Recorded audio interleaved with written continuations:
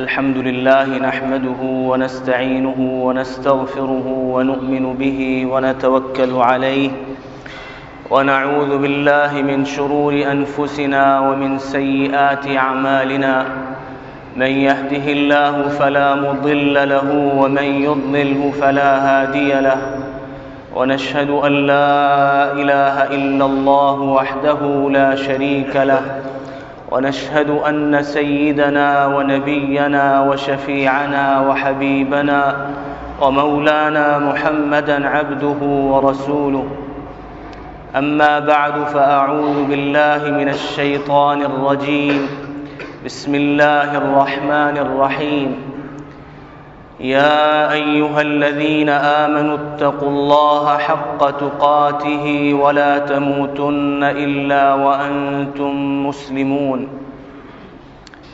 وقال النبي صلى الله عليه وسلم اتق الله حيثما كنت وقال النبي صلى الله عليه وسلم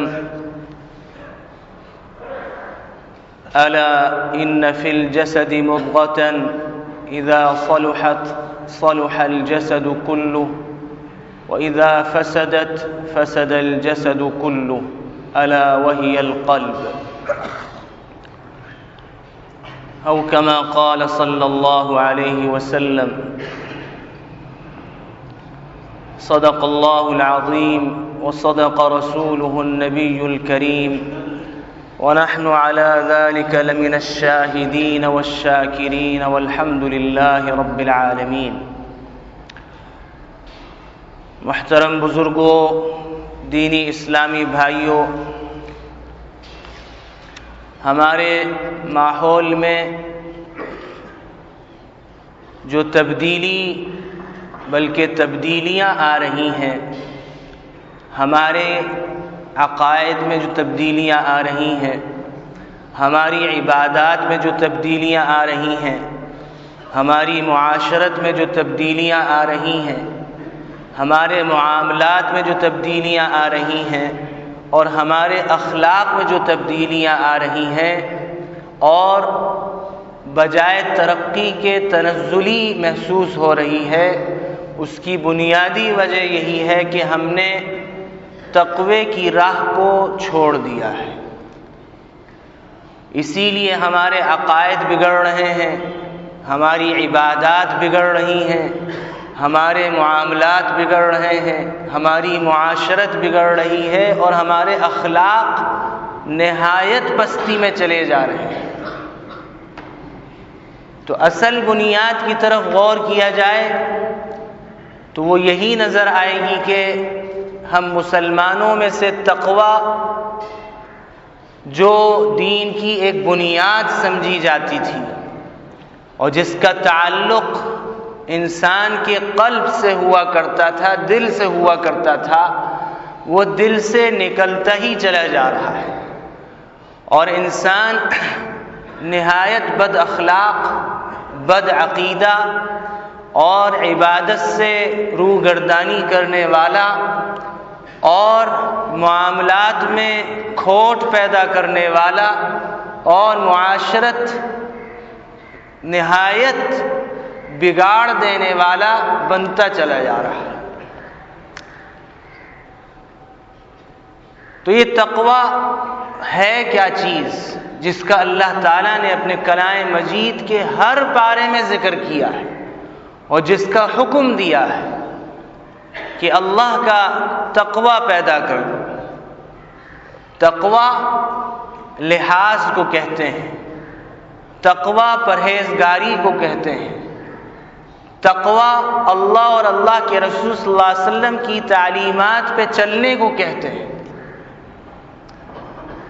یا ایھا الذین آمنوا اتقوا اللہ، اے ایمان والو اللہ سے ڈرو، اللہ کا تقوی اپنے اندر پیدا کرو۔ حق تقاتی، جس طرح کہ اس سے ڈرنے کا حق ہے، جس طرح اس کے لحاظ کا حق ہے، اس طرح اپنے اندر لحاظ پیدا کر لو۔ اور وہ لحاظ، اس کی مثال ہمارے سامنے صحابہ کرام رضی اللہ عنہم اجمعین ہیں۔ آپ نے بارہا اسی منبر سے سنی ہوگی یہ روایت کہ ایک مرتبہ حضرت عبداللہ ابن مسعود رضی اللہ عنہ جمعے کے خطبے کے دوران تشریف لا رہے تھے۔ نبی کریم صلی اللہ علیہ وسلم نے، کوئی صاحب کھڑے ہوئے تھے، فرمایا اجلس۔ یہ آواز حضرت عبداللہ ابن مسعود رضی اللہ عنہ کے کان میں پڑی اور وہ وہیں راستے میں بیٹھ گئے۔ آپ صلی اللہ علیہ وسلم نے فرمایا اے عبداللہ، ہم نے تم سے نہیں کہا۔ تو جواب سنیے، یہ ہے وہ تقویٰ، یہ ہے وہ لحاظ اللہ اس کے رسول کا۔ فرمانے لگے کہ اے اللہ کے رسول، عبداللہ کے کان میں رسول اللہ صلی اللہ علیہ وسلم کی آواز پڑے، اس کی مجال کے ایک قدم آگے بڑھ جائے۔ یہ ہے تقویٰ کہ اللہ تعالیٰ نے کہا اقیموا الصلاۃ، نماز کو قائم کرو، وآتوا الزکاۃ، زکوٰۃ کو دو، ادا کرو، حافظوا علی الصلوات والصلاۃ الوسطی وقوموا للہ قانتین، نمازوں کی پابندی کرو، اور خاص طور سے عصر کی نماز کا ذکر کیا، اس کی پابندی کرو، اور اللہ کے سامنے فرمانبرداری سے کھڑے ہوا کرو، اس کی اطاعت کرتے ہوئے کھڑے ہو جاؤ۔ تو اب جیسے ہی حی علی الصلاۃ کی ندا لگے، دکانوں کے شٹر ڈاؤن ہونے لگ جائیں۔ یہ ہے تقویٰ۔ سال گزر گیا، مال پہ فکر پیدا ہونے لگے کہ زکوٰۃ دینی ہے، فرض ہے ہم پر، ادا کرنا شروع کر دے۔ یہ ہے تقویٰ۔ اللہ نے مال دیا ہے، حج کے ایام کے آنے سے پہلے پہلے حج کی تیاری شروع کر دے کہ مجھ پر حج فرض ہو گیا ہے۔ یہ ہے تقویٰ۔ رمضان کا مہینہ آنے والا ہے، اس سے پہلے رمضان کی تیاری شروع کر دے، حرام کھانے، حرام پینے، حرام کاموں سے بچنے لگے کہ رمضان کا مبارک مہینہ رحمتوں والا، برکتوں والا آ رہا ہے، اس سے پہلے ہی اس کی تیاری شروع کر دی جائے۔ یہ ہے تقویٰ۔ نکاح کے لیے کچھ مہینے باقی ہیں، اس سے پہلے نکاح کی تیاری شروع کر دی جائے کہ نکاح آدھا دین قرار دیا گیا ہے، نصف دین، آدھا دین قرار دیا، اس کی تیاری پہلے سے شروع کر دی جائے، اس کے لیے مطالعہ کرنا شروع کر دیا جائے، سسرال اور بیوی شوہر کے حقوق جاننے لگ جائیں میاں بیوی۔ یہ ہے تقویٰ۔ فکر لاحق ہو، پڑوسیوں کے حقوق ہمارے ذمے کیا ہیں، اس کی ادائیگی کی فکر ہونے لگ جائے کہ جن حقوق کے بارے میں نبی کریم صلی اللہ علیہ وسلم نے فرمایا ما زال جبریل یوصینی بالجار حتی ظننت انہ سیورث، جبریل امین مسلسل مجھے پڑوسیوں کے حقوق کے بارے میں وصیت کرتے رہے، مجھے یہ گمان ہونے لگا کہ کہیں پڑوسیوں کو میراث کا حقدار نہ ٹھہرا دیا جائے۔ اور آج پڑوسی کو پتہ ہی نہیں پڑوس میں کیا ہو رہا ہے، کون مر رہا ہے، کون خوش ہے، کون بیمار ہے، ہوتا رہے۔ اگر یہ نہیں ہے تو متقی نہیں، وہ پرہیزگار نہیں، چاہے وہ دین کے کسی کام میں لگا ہو، اس کو فکر نہیں ہے اگر کہ کوئی بیمار پڑا اس کی بیمار کرسی ہو، کوئی مر رہا ہے اس کے لیے جا کے تعزیت کی جائے۔ یہ چیزیں ہیں تقوی سے تعلق رکھنے والی، اس کو کہتے ہیں تقوی۔ تو میرے عزیز دوستو بزرگوں، یہ تقوی انسان کے اندر پیدا کیسے ہو، اسی فکر کے لیے کہنے والا بھی کہہ رہا ہے اور سنا رہا ہے کہ خود بھی اس میں پیدا ہو جائے، سننے والوں میں بھی پیدا ہو جائے، یہ فکر پیدا ہو جائے کہ ہمیں ہر موقع پہ اللہ کا لحاظ رکھنا ہے۔ اے ایمان والو، اللہ سے اس طرح ڈرو جس طرح اس سے ڈر کا حق ہے۔ تو فرمایا سب سے پہلے تقوی کی بنیاد کو سمجھو، اصل التقوی اتقاء الشرک، تقوی کی بنیاد فرماتے ہیں کہ شرک سے بچنا، شرک سے بیزاری کا اظہار کرنا، ادنا شرک سے بھی بچنا۔ کیونکہ شرک کی بہت سی شاخیں ہیں. ایک تو بہت بڑا شرک ہے کہ انسان کسی بت کے آگے، کسی درخت کے آگے، کسی گائے کے آگے، کسی سانپ کے آگے، کسی پتھر کے آگے، سورج کے آگے اپنی پیشانی کو ٹیک دے زمین پہ. ایک تو یہ بہت بڑا شرک ہے. پھر شرک کی شاخیں ہیں. آپ صلی اللہ علیہ وسلم نے فرمایا من صلی یرائی فقد اشرک، جس نے دکھلاوے کے لیے نماز پڑھی. اس میں ہم سب سے بہت دکھلاوا ہوتا ہے. جس نے دکھلاوے کے لیے نماز پڑھی کہ لوگ دیکھیں واہ بڑا نمازی ہے، تہجد گزار ہے، اپنی نفلی عبادتوں کا ذکر بھی لوگوں کے سامنے کرتا پھرتا ہے. مقصد کیا ہے کہ لوگ اس کو تہجد گزار، نمازی سمجھیں، عابد سمجھیں، عبادت گزار سمجھیں. فرمائش فقد اشرک، اس نے شرک کیا.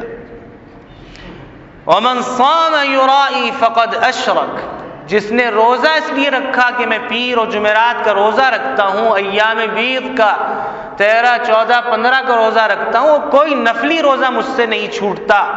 مقصد یہ ہے کہ لوگ دیکھیں اور تعریفیں کریں کہ واہ بڑا واقعی پرہیزگار ہے، عبادت گزار ہے. فقد اشرک، اس نے شرک کیا. ومن تصدق یرائی فقد اشرک، جس نے صدقہ دیا، جس صدقے کے بارے میں نبی کریم صلی اللہ علیہ وسلم نے فرمایا کہ ایسے خرچ کرے اللہ کے راستے میں کہ بائیں ہاتھ کو بھی پتہ نہ چلے، اور یہ سخاوت دکھلا رہا ہے اور تصویریں بنوا رہا ہے کہ جناب غریبوں میں چیک تقسیم ہو رہے ہیں، مشینیں تقسیم ہو رہی ہیں، فلانا ڈھماکہ، سب نے واہ واہ کر دی، وہ یہیں تک ہے. آخرت میں اس کے لیے کچھ نہیں. فرمایا فقد اشرک، اس نے شرک کیا. تو یہ شرک کی شاخیں بیان فرما دی آپ صلی اللہ علیہ وسلم نے. ان الشرک لظلم عظیم، فرمایا بے شک شرک بہت بڑا ظلم ہے. ان اللہ لا یغفر ان یشرک بہ، اللہ کے ساتھ شرک کیا جائے اور اللہ بخش دے، فرمایا ممکن نہیں. اللہ تعالیٰ شرک کو معاف نہیں کرے گا، شرک کرنے والے کو معاف نہیں کرے گا. یا بنی لا تشرک باللہ، حضرت لقمان حکیم اپنے صاحبزادے کو بس نصیحت کر رہے ہیں، اے میرے پیارے بیٹے لا تشرک، یا بنی لا تشرک باللہ، اللہ کے ساتھ شریک نہ ٹھہرانا. ولا تشرکوا بہ شیئا، قرآن میں جگہ جگہ کہ ذرہ برابر اللہ کے ساتھ تم شرک نہ کرو، کسی چیز کو شریک نہ ٹھہراؤ. تو سب سے پہلی بنیاد تقوی کے لیے انسان اپنے اندر سے شرکیات کو ختم کرے. اور شرک کی بنیاد کس چیز سے بنتی ہے؟ وہ ہے کیا بنیاد جس سے شرک پیدا ہوتا ہے؟ فرمایا بدعات. بدعتیں جب انسان کرتا ہے، یعنی بدعت کیا چیز؟ آپ صلی اللہ علیہ وسلم نے آسان سی تعریف فرما دی، من احدث فی امرنا ھذا ما لیس منہ فہو رد. جس نے دین میں کوئی نیا عمل جاری کر دیا جو دین میں سے نہیں ہے، جو دین میں سے نہیں ہے، فرمایا وہ مردود ہے، وہ بدعت. دین کے اندر نئی بات بنا لینا اور اس کو عبادت سمجھ لینا، یہ فرمایا کہ بدعت. ثواب کی امیدیں رکھنا، جو مختلف مہینوں میں ہم دیکھ رہے ہیں کہنے والے اپنے کو مسلمان کہتے ہیں لیکن ان کا عمل دین سے ثابت نہیں ہے. نہ صحابہ کرام نے وہ عمل کیا. ربیع الاول کا مہینہ آ رہا ہے، ساری خرافات. نبی کریم صلی اللہ علیہ وسلم کے کسی صحابی نے آپ صلی اللہ علیہ وسلم کے بعد 100 سال صحابہ رہے، کبھی یہ خرافات صحابہ نے نہیں کی. اگر کی تو آپ پیش کریں، ہم اپنی بات سے رجوع کریں گے اور توبہ کریں گے کہ بھئی ہم غلط کہتے رہے، یہ جو سب کچھ ہو رہا ہے ہم بھی کریں گے آئندہ سے. لیکن ثبوت تو ہو. کسی چیز کا ثبوت نہیں، بس آپ صلی اللہ علیہ وسلم سے محبت کے نتیجے میں اور محبت کے دکھلاوے کے لیے. اگر غور کیا جائے تو آپ سے محبت عبادت اور اس کے لیے دکھلاوا کرنا یہ بھی شرک. عبادت میں محبت کس کے لیے کر رہے ہیں آپ صلی اللہ علیہ وسلم سے؟ اللہ کے لیے، کہ اللہ کا حکم ہے کہ ان کی پیروی کرو، ان سے محبت کرو. جیسے نماز اللہ کا حکم، روزہ اللہ کا حکم، زکوٰۃ حج اللہ کا حکم، پڑوسیوں کے حقوق ادا کرنے کا اللہ کا حکم، تو بنیادی چیز کیا ہے کہ بدعتوں سے بچنا شروع کر دے انسان۔ مجھے بتلائیے کہ سیرت مصطفیٰ میں کسی کا اختلاف ہے؟ قرآن میں کسی کا اختلاف ہے؟ جو اختلاف کرے اس سے بڑا پاگل کوئی نہیں۔ دیوبندی بھی قرآن کو سیرت مصطفیٰ کو مانتے ہیں، بریلوی بھی کہتے ہیں ہم مانتے ہیں، تو پھر جھگڑا کس بات کا ہے؟ جھگڑا صرف اس کا ہے کہ اگر ہم نے یہ سب کچھ چھوڑ دیا تو پیٹ کون بھرے گا؟ ایمان ہی نہیں اللہ پہ، صرف پیٹ کا جھگڑا ہے، مال کا جھگڑا ہے، نام نہاد کی پیری مریدی کا جھگڑا ہے۔ عزت دینے والی ذات اللہ کی ہے، اللہ کا فیصلہ ہے من کان للہ کان اللہ لہ، جو اللہ کا ہو جاتا ہے اللہ اس کا ہو جاتا ہے۔ تو جب اللہ کا انسان بن جائے گا تو پھر اس کو یہ فکر نہیں ہوگی میرے کتنے مرید بن رہے ہیں، میرے کتنے پیروکار ہیں، اس کو تو یہ ہوگی کہ فلاں کی اصلاح مجھ سے ہو جائے۔ اس لیے کہ آپ صلی اللہ علیہ وسلم نے فرمایا کہ 100 سرخ اونٹ اللہ کے راستے میں صدقہ کرنے سے افضل یہ ہے کہ انسان ایک شخص کو راہ حق پہ چلا دے، رہنمائی کر دے راہ حق کی۔ اس کی فکر نہیں ہے، بس اس کی فکر ہے کہ میری خانقاہ چمک جائے، میرا پیٹ اور میری تجوری بھرتی رہے، حلوے مانڈے ہوتے رہے، یہ سب تماشے۔ تو بدعتوں سے جب بچیں گے تو شرک سے بچیں گے، جب شرک سے بچ گئے تو اب دوسرا درجہ تقوی کی بنیاد کا یہ ہے اتقاء المعاصی، تمام گناہوں سے بچنا شروع کر دیں، گناہوں کی فہرست معلوم کرے کہ گناہ ہے کیا، اس لیے کہ مسلمان کو پتہ ہی نہیں ہے گناہ کیا ہے اور نیکی کیا ہے، اور نہ اس کی فکر کرنے کے لیے تیار ہے۔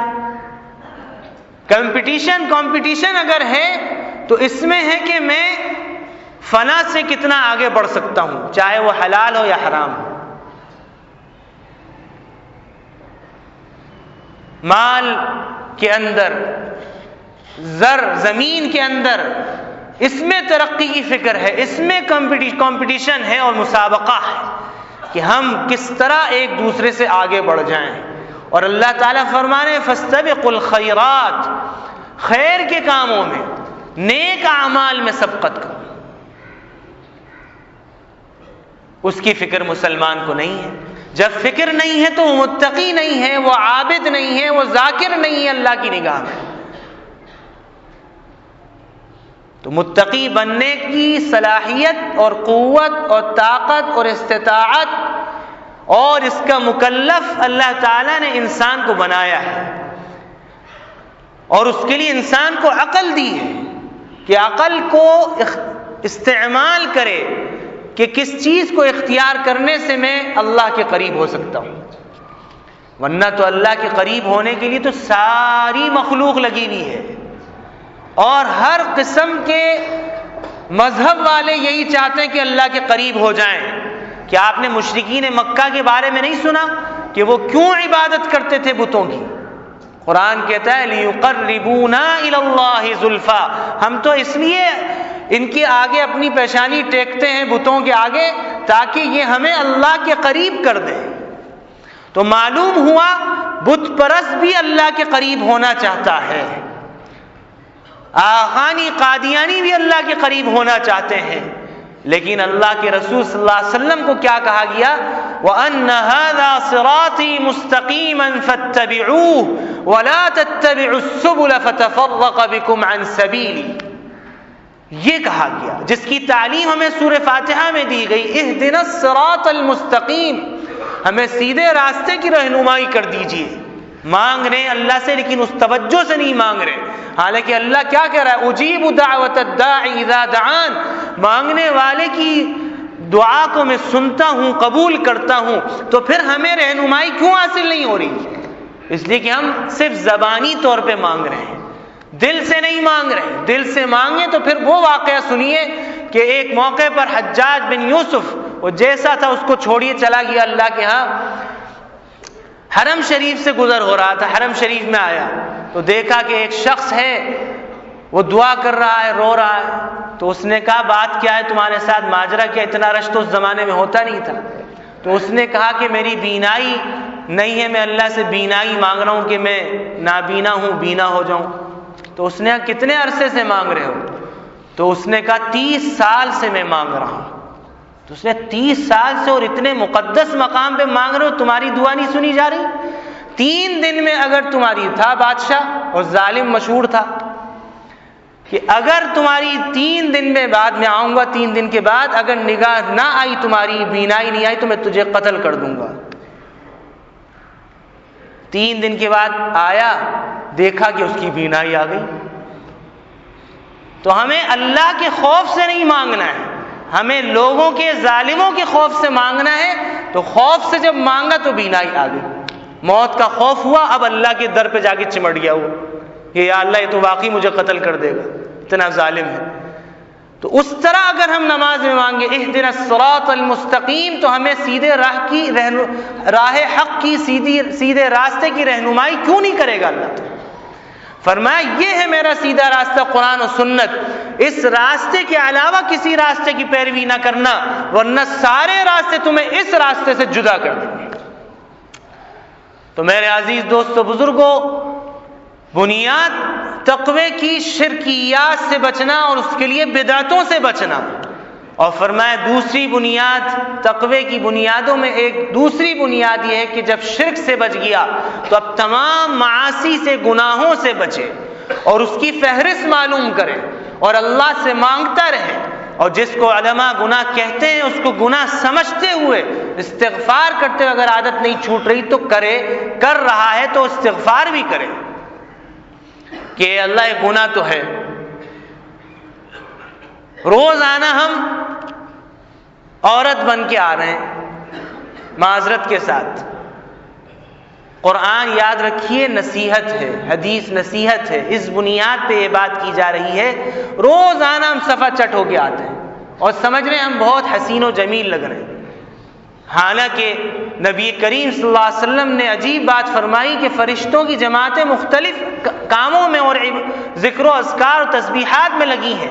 ان میں ایک جماعت ایسی ہے کہ جس کی تسبیح صرف یہی ہے الحمدللہ الذی زین الرجال باللحا وزین النساء بالذوائب. تمام تعریفیں اس اللہ کے لیے ہیں کہ جس نے مردوں کو داڑھیوں سے خوبصورتی بخشی. میک اپ کہا گیا ہے اس کو، مردوں کا میک اپ، زینت بخشی، اور عورتوں کو چوٹیوں سے زینت بخشی. دونوں ختم کرا رہے ہیں، وہ چوٹیاں مونڈ رہی ہیں، ختم کر رہی ہیں، اور مرد کچھ تو فیشن کا تصدق ہے، کچھ حجام کا قصور. رفتہ رفتہ میری صورت ان کی صورت ہو گئی. تو آج ہماری صورتیں عورتوں کی صورتوں میں کوئی فرق نہیں. یہ ایک کبیرہ گناہ ہو رہا ہے جو واجب کا درجہ ہے. وتر چھوڑ سکتے ہیں آپ، وتر واجب ہے، لیکن اس کو ہم نہیں چھوڑتے کہ واجب ہے. داڑھی بھی واجب ہے، قربانی جس طرح واجب ہے، وتر جس طرح واجب ہے، فجر کی سنتوں کا درجہ جو واجب کا ہے اور اس کی تاکید ہے، اسی طریقے سے داڑھی بھی واجب، ٹخنوں کا کھولنا بھی واجب اور فرض کا درجہ رکھتا ہے. یہ سب گناہ ہو رہے ہیں. بھائی چلیں گناہ ہو رہے ہیں تو گناہ سمجھ کے گناہ کیجئے اور استغفار بھی کیجئے کہ اللہ غلطی ہو رہی معاف کر دیجئے، غلطی ہو رہی معاف کر دیجئے. تو گناہوں کی بھی ایک پوری فہرست ہے، اس فہرست کو ہم معلوم کریں. اور اس کے لیے آسان کیا ہے؟ ہم حضرت تھانوی رحمۃ اللہ علیہ کی جزاء الاعمال لے لیں اور اس میں دیکھیں گناہوں کی فہرست کیا ہے اور نیکیوں کی فہرست کیا ہے. تو پھر جب ہم اس کو چھوڑنے لگیں گے گناہوں کو تو ہمارے اندر، دل کے اندر تقوی پیدا ہو جائے، کیونکہ یہ مرکز ہے تقوی کا. دل بدلے گا تو زندگی بدلے گی، دل نہیں بدلے گا تو زندگی نہیں بدلے گی. پھر فرمایا تیسری بنیاد تقوی کی کیا ہے؟ اتقاء الشبہات. جو شک و شبہ میں ڈالنے والی چیز بھی ہو اس کو چھوڑ دو، اس سے بچو. اسی کو کہا گیا قرآن مجید میں یا ایھا الذین آمنوا اتقوا اللہ حق تقاتی. اللہ سے اس طرح ڈرو، اللہ کا اس طرح لحاظ رکھو جس طریقے سے اس کے ڈر کا حق ہے. اور اللہ کے ڈر کا حق کیا ہے؟ خوشی میں، غمی میں، فراخی میں، تنگی میں، بیماری میں، صحت میں، ہر حال میں اور ہر جگہ میں، جو آپ صلی اللہ علیہ وسلم نے اپنے صحابی کو نصیحت فرمائی، اتق اللہ حیثما کنت، تم جہاں کہیں ہو وہاں اللہ سے ڈرتے رہنا۔ اکیلے ہو تو بھی دیکھنا کہ ایک ذات دیکھ رہی ہے،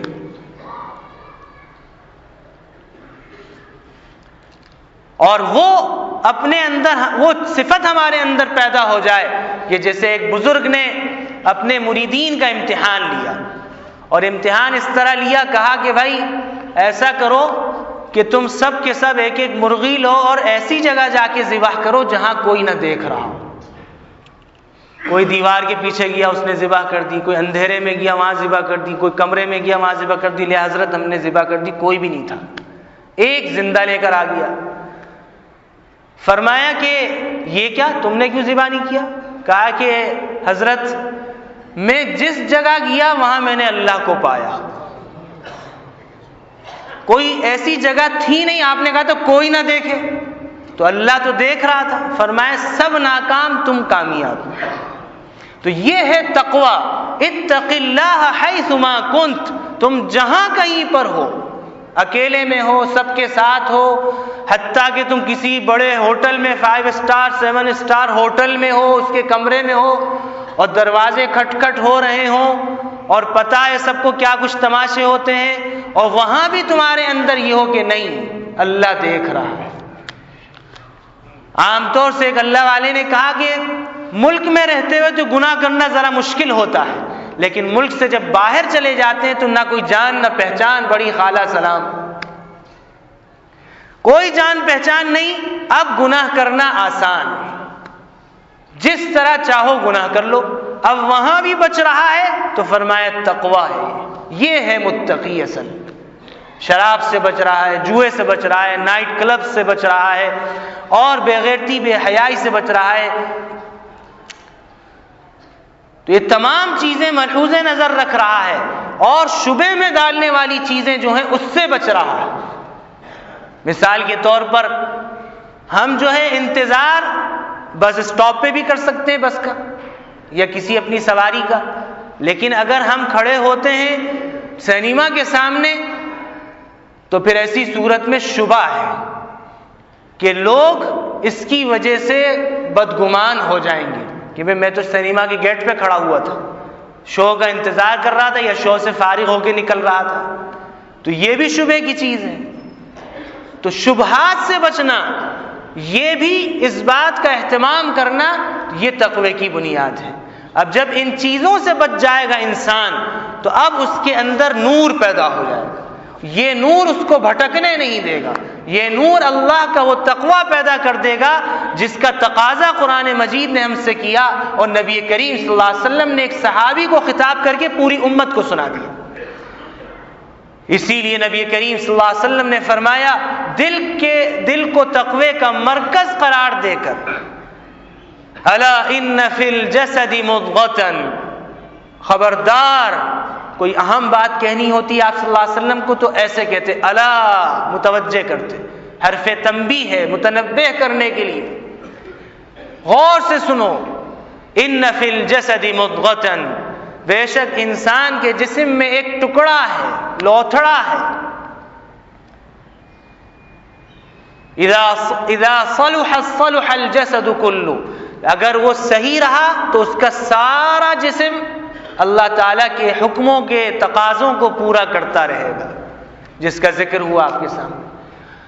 اور فرمایا اذا فسدت فسد الجسد کلہ، اگر وہ بگڑ گیا تو انسان کے سارے اعضاء اللہ کے تقاضا کرنے سے احتراز کریں گے اور اجتناب کریں گے، آنکھیں بھی اس کی بھٹک رہی ہوں گی، کان بھی اس کے بھٹک رہے ہوں گے، خیالات و تصورات بھی بھٹک رہے ہوں گے، اور اس کے پاؤں بھی غلط جگہ اٹھ رہے ہوں گے، اس کی زبان بھی اول فول بک رہی ہوگی، اور اس کے وہ حرام کے تقاضوں پہ عمل کر رہا ہوگا اور حرام کو اختیار کر رہا ہوگا، وہ چیزیں اس کو پسند آ رہی ہوں گی۔ الا وہی القلب، فرمایا وہ جو لوتھڑا ہے وہ دل ہے، کہ دل کو اگر سنوارنا ہے تو پھر تقوی کی بنیاد کو اپنا اوڑھنا بچھونا بنانا ہے، اور اگر دل کو بگاڑنا ہے تو تقوی کی جو بنیادیں ہیں اس کو کھوکھلا کر دو تو پھر بآسانی بگڑتے چلے جاؤ گے۔ تو جیسے میں نے شروع میں عرض کیا آپ کے سامنے کہ عقائد ہمارے جو بگڑ رہے ہیں، ہماری عبادات جو اس طرح نہیں ہے جس کا تقاضا اللہ اس کے رسول نے کیا اور اس کے حکموں کے مطابق نہیں ہے، اور ہمارے جتنے معاملات ہیں اس میں کھوٹ ہی کھوٹ شامل ہے، ہماری معاشرت میں بگاڑ ہی بگاڑ ہے، اور ہمارے اخلاق نہایت پستی میں جا چکے ہیں، نہ چھوٹوں پہ شفقت ہے، نہ بڑوں کی قدر و قیمت اور ان کا احترام، اور نہ ان کی تعظیم، نہ ان کی تکریم، کچھ نہیں، جس کا نتیجہ یہ ہے کہ ہم اس راستے سے ہٹ رہے ہیں جس کا تقاضا قرآن نے ہم سے کیا اور حکم دیا، فاتبعوہ، اس سیدھے راستے کی پیروی کرتے رہنا، ولا تتبعوا السبل فتفرق بكم عن سبیلہ، اور ادھر ادھر جو راستے تمہیں نظر آ رہے ہیں کفریات اور شرکیات اور بدعات کے اور غیروں کے طور طریقے جو نظر آ رہے ہیں، ان کی طرف نہ بھٹکنا، ورنہ یہ سارے راستے تمہیں اس راستے سے بھٹکا دیں گے، جدا کر دیں گے۔ وَاعْتَصِمُوا بِحَبْلِ اللَّهِ جَمِيعًا وَلَا تَفَرَّقُوا، اور اس کے لیے بنیادی چیز کیا ہے؟ وہ بنیاد تقوی کی آپ کے سامنے آئی، اور اس کے لیے ضروری کیا ہے؟ وَاعْتَصِمُوا بِحَبْلِ اللَّهِ، اللہ کی رسی قرآن اور سنت، اس کو مضبوطی سے پکڑے رہو، تھامے رہو۔ تھامنے کا مطلب یہ نہیں ہے کہ اس کو بہت خوبصورت جزدان میں لے کے اوپر رکھ دو، تھامنے کا مطلب یہ ہے کہ عملی زندگی میں، تجارت کے جس شعبے میں ہو وہ نافذ نظر آئے، عدلیہ میں نظر آئے، سرکاری عہدوں پہ نظر آئے۔ آج جو ہمارے ہاں اکھاڑ پچھاڑ ہے اور عدلیہ وہ تقاضے پورے نہیں کر رہی اور سرکار وہ تقاضے پورے نہیں کر رہی، اس کی بنیادی وجہ یہی ہے کہ ہم نے تقوی کی بنیاد کو نہیں پکڑا۔ ہم ظاہری طور پہ تو بہت خوبصورت، چمکدار، حشاش بشاش نظر آتے ہیں 60 70 سال کی عمر میں بھی، لیکن دل کا حال یہ ہے کہ ان کی حکومت میں رہتے ہوئے شرک ہو رہا ہے، بدعتیں ہو رہی ہیں، قتل و غارت گری کا بازار گرم ہے۔